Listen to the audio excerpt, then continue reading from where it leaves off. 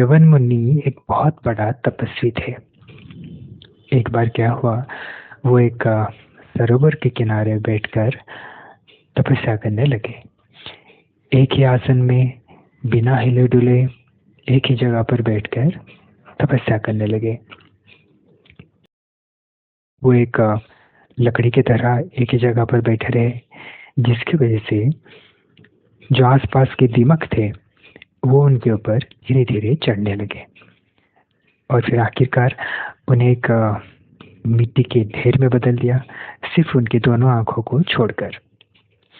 इसके बावजूद भी च्यवन मुनि अपनी तपस्या तोड़े नहीं और उधर ही उसी अवस्था में उस मिट्टी के ढेर के अंदर बैठकर तपस्या करने लगे। ऐसे कुछ दिन बीत जाने के बाद उस राज्य के राजा शरियाती अपनी रानियों और अपनी एक ही संतान सुकन्या और अपनी सेनाओं के साथ वहां पर घूमने आए। सब लोग वहां पे घूम रहे थे, सुकन्या भी घूम रही थी और घूमते घूमते सुकन्या उस मिट्टी के ढेर के सामने आ गई। जब च्यवन मुनि ने उस मिट्टी के ढेर के अंदर से सुकन्या को देखा तो उनके मन में उसको पाने की इच्छा हुई, क्योंकि वो उसके रूप और सौंदर्य से मुग्ध हो गए। फिर उन्होंने उसको आवाज देना शुरू किया, लेकिन उनकी आवाज सुकन्या तक कैसे पहुंचती, क्योंकि पहले तो वो एक मिट्टी के ढेर के अंदर थे और दूसरा काफी समय बिना खाए पिए तपस्या करने की वजह से उनकी आवाज बहुत ही क्षीण हो गई थी। जब सुकन्या उनकी आवाज नहीं सुन पा रही थी तो उनको बहुत दुख हुआ, लेकिन वो क्या करते, फिर वैसे ही चुप हो गए। वहां पे घूमते घूमते फिर सुकन्या की नजर उस मिट्टी के ढेर के ऊपर पड़ी।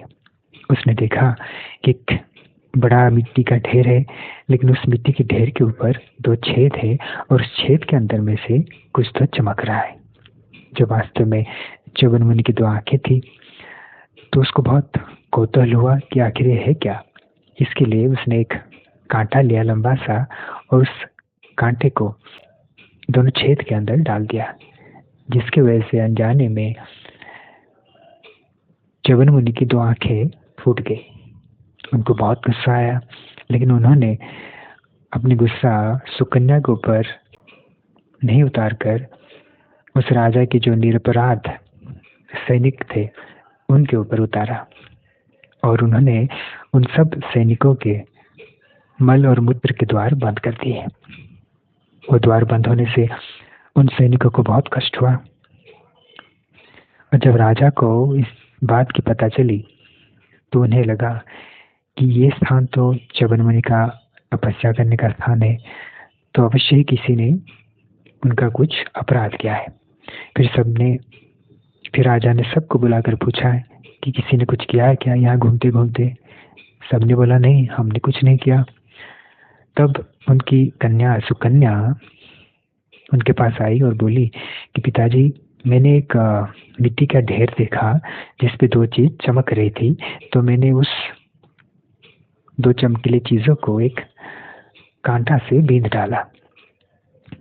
तो राजा को यकीन हो गया कि वो च्यवन मुनि ही होंगे उसके अंदर तपस्या करते हुए। उन्होंने तुरंत फिर उस मिट्टी के ढेर के पास गए और उनसे क्षमा मांगा कि मेरी पुत्री सुकन्या अनजाने में आपके अपराध किया है, तो आप उसे क्षमा कर दीजिए और मेरे सैनिकों को जो कष्ट दिया है उन सबको उस कष्ट से मुक्त कर दीजिए।